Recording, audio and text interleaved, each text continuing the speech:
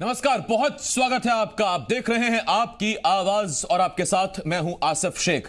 आपकी आवाज में आज बात शराबबंदी और शराबबंदी पर गरमाई एमपी की सियासत की। पहले उज्जैन और फिर मुरैना में हुए शराब कांड के बाद से एमपी में शराब पर सियासत लगातार हमलावर है। एक तरफ अवैध शराब पर लगाम लगाने की मांग की जा रही है तो दूसरी तरफ शराबबंदी के लिए सरकार पर सवाल खड़े किए जा रहे हैं। मगर अब इस जंग में पूर्व सीएम उमा भारती भी कूद पड़ी हैं।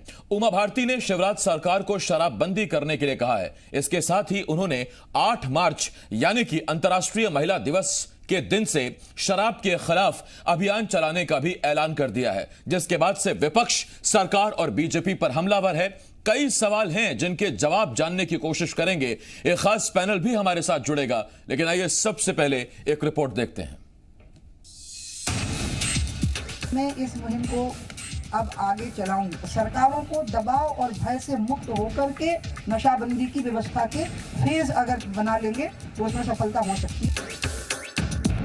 एमपी की सियासत में एक बार फिर शराब पर सियासी घमासान शुरू हो गया है।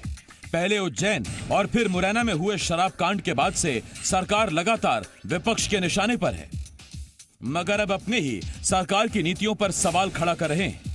एमपी की पूर्व सीएम उमा भारती ने शिवराज सरकार से एमपी में शराबबंदी की मांग कर दी है।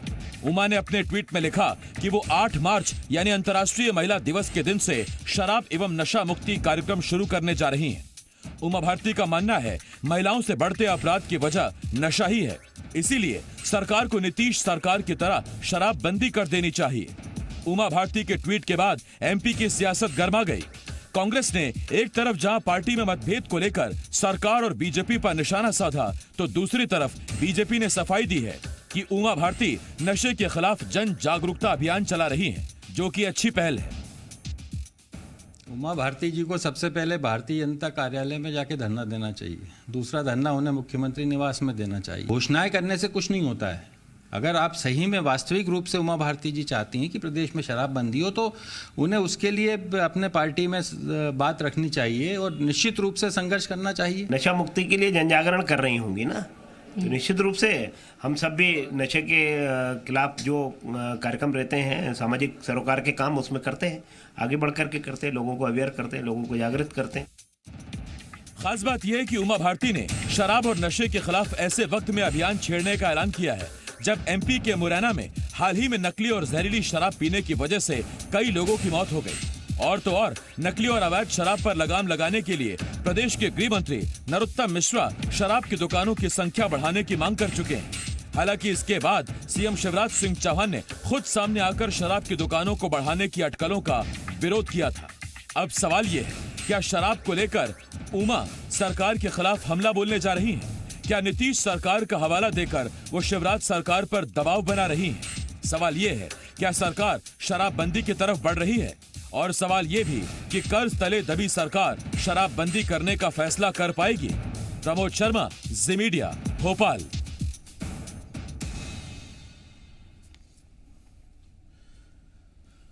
तो देखिए, सबसे पहला सवाल तो यही है कि क्या शराबबंदी को लेकर उमा भारती शिवराज सरकार पर दबाव बना रही हैं? 8 मार्च को अंतर्राष्ट्रीय महिला दिवस है और महिलाओं के खिलाफ बढ़ते अपराध के पीछे ये प्रूवन है, ये तथ्य प्रमाणित है कि नशा एक बहुत बड़ा कारण है, बहुत बड़ा सबब है, बहुत बड़ी वजह है।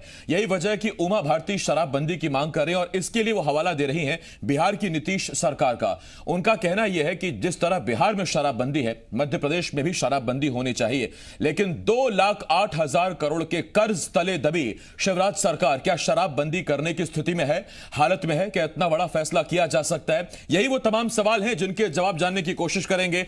3 खास मेहमान हमारे साथ जुड़ रहे हैं। हमारे साथ बीजेपी के सीनियर विधायक यशपाल सिसोदिया जी, कांग्रेस के पूर्व विधायक सीनियर लीडर आर.के. दोगने साहब और इसके साथ साथ वरिष्ठ पत्रकार मृगेंद्र सिंह जी इस चर्चा में हमें ज्वाइन कर रहे हैं। मैं आप तीनों का बहुत बहुत स्वागत करता हूं। मृगेंद्र जी, यशपाल जी और दोगने साहब, बहुत बहुत स्वागत है आपका। सबसे पहला सवाल यशपाल जी आपसे।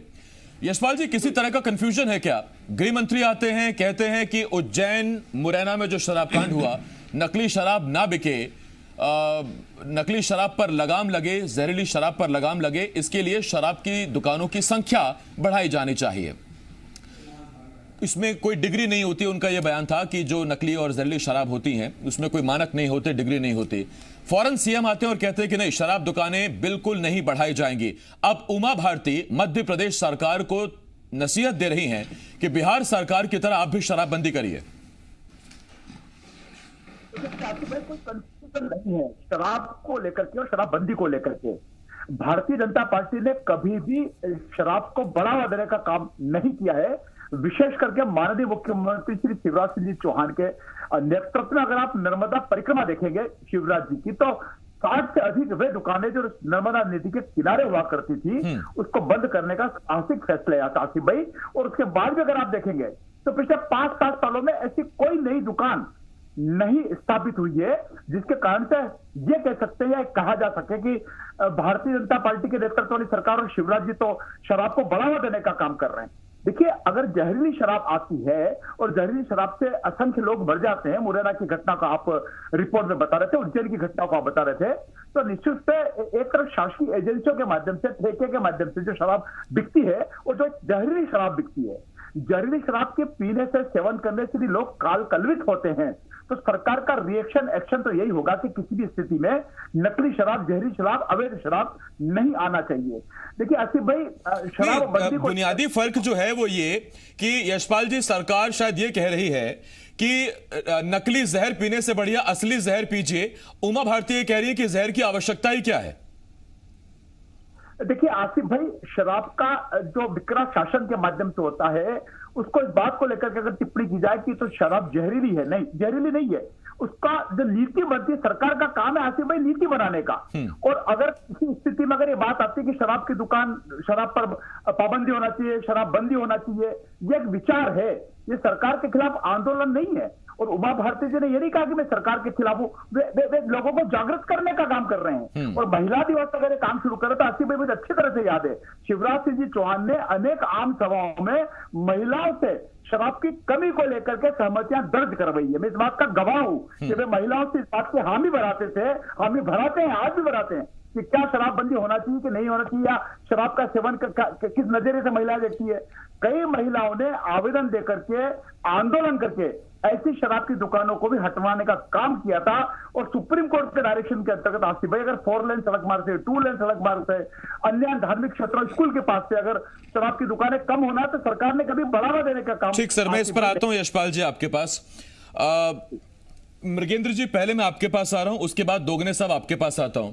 मृगेंद्र जी, सभाओं में महिलाओं से आवेदन लेना, उनसे पूछना कि शराबबंदी होनी चाहिए, तो ये तो कई साल से हम देख रहे हैं। तो अभी तक सरकार का ये जो जानने का तरीका है, या जिसे हम कहते हैं जनता के विचारों का संग्रहण, ये प्रक्रिया अब तक पूरी नहीं हुई क्या? क्या अब तक सरकार निष्कर्ष पर नहीं निकली? या दरअसल सरकार अगर निष्कर्ष पर जाना भी चाहे, शराबबंदी की तरफ बढ़ना भी चाहे, तो ये जो 2,08,000 करोड़ का कर्ज सिर पे खड़ा है, ये शायद इजाजत नहीं देता मौजूदा वक्त में।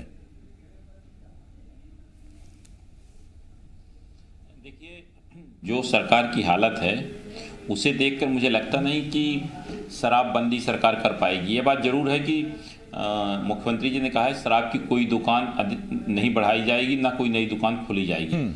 लेकिन ये इसमें सबसे महत्वपूर्ण बात यह है कि जिन राज्यों में शराबबंदी है, क्या वो सफल है? मैं समझता हूँ कि शराबबंदी अगर जिन राज्यों में है, वहाँ पुलिस, आबकारी वन विभाग के अधिकारी के पास पर्याप्त मात्रा में ऐसी जानकारियां रहती हैं कि उनके यहाँ होटलों में या और जगह शराब आ रही है, लोग शराब पी रहे हैं, लेकिन कोई कार्रवाई नहीं करते हैं। इससे शराबबंदी से केवल सरकार की आय को नुकसान होगा मुझे लगता है, और इसके अलावा शराबबंदी से किसी को फायदा नुकसान होगा मुझे लगता नहीं है। यह बात सही है कि महिला जो भी अपराध होते हैं, विशेषकर कोई भी आदमी होश में कभी अपराध नहीं करता, निश्चित रूप से नशे में रहता तभी अपराध करता है। लेकिन उसके रोकने के और उपाय हैं। केवल शराबबंदी से अगर अपराध रुक जाए तो मुझे लगता नहीं कि यह संभव है, क्योंकि बहुत सारे नशा ऐसे होते हैं शराब के अलावा भी कि लोग उसका उपयोग करते हैं, उसके बाद जाकर घटनाएं करते हैं, मारपीट करते हैं, विशेषकर महिलाओं से आपने देखा होगा कि छोटी छोटी जगहों में महिलाओं के साथ विशेषकर पति पत्नियों के विवाद होते हैं शराब को लेकर।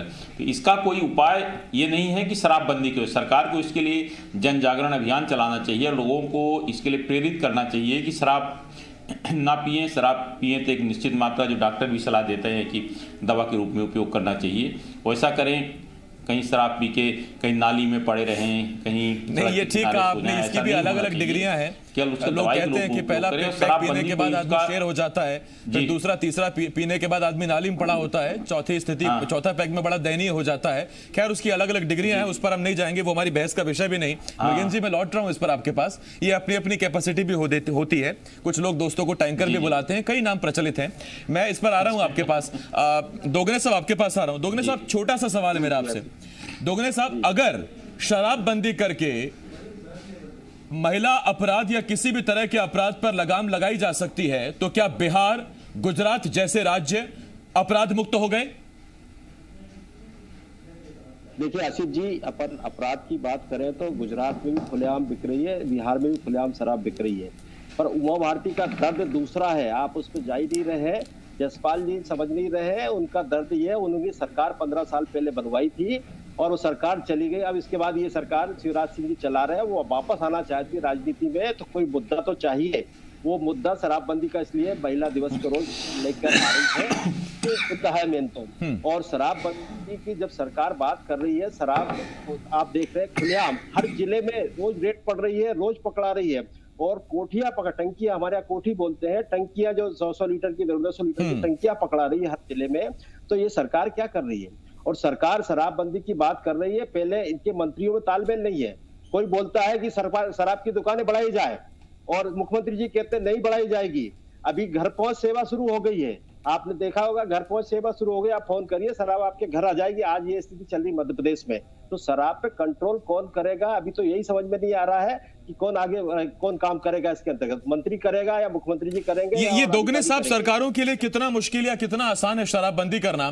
बगल का प्रदेश जो है छत्तीसगढ़, जहां पूर्ण बहुमत की आपकी सरकार है, बिना किसी समर्थन के, संगठन के, उसने मैनिफेस्टो में लिख कर दिया था कि सरकार बनने पर शराबबंदी करेंगे, और 2 साल गुजरने के बाद आज बगल का प्रदेश, आपकी कांग्रेस की शासित वाला प्रदेश, शराबबंदी आज तक नहीं कर पाया। सर देखिए, छत्तीसगढ़ की बात तो छत्तीसगढ़ जाने, और उसके साथ में यह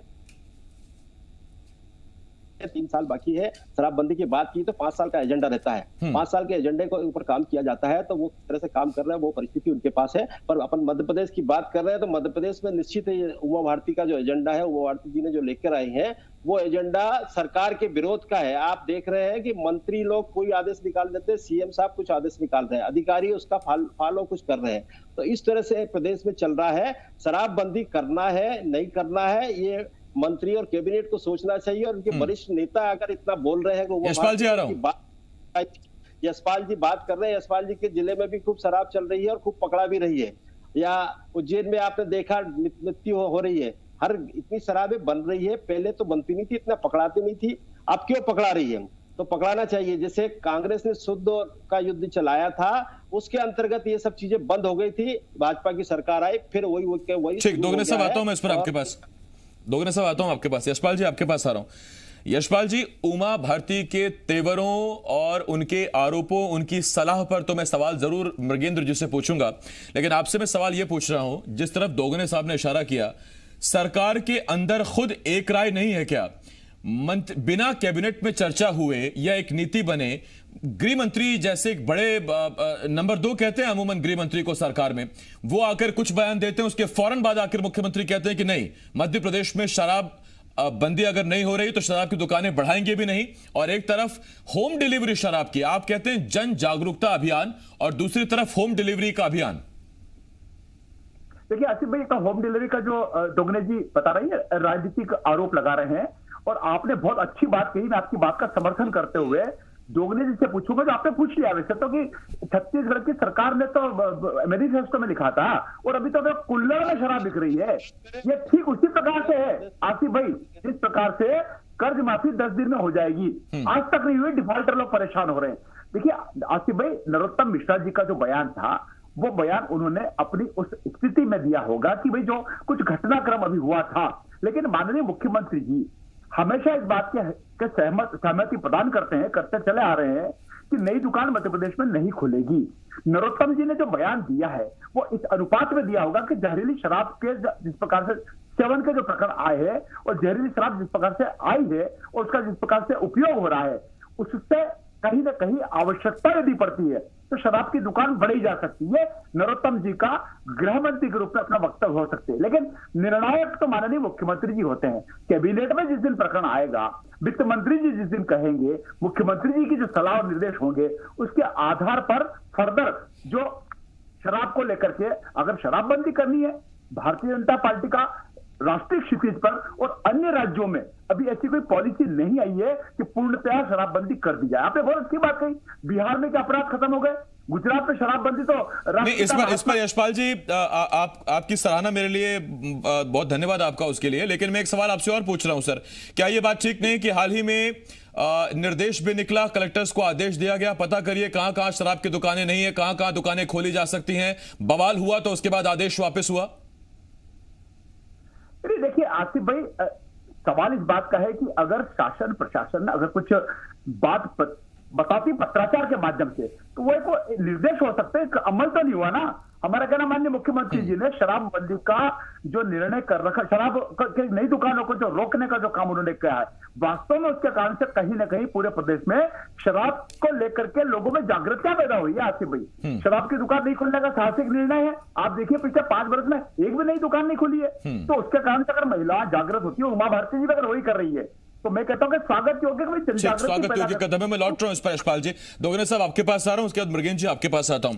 दोगने साहब, कमलनाथ सरकार ने शराब पर अभूतपूर्व पाबंदी लगा दी थी या शराबबंदी की तरफ बहुत तेजी से बढ़ रही थी, ऐसा तो नजर नहीं आता।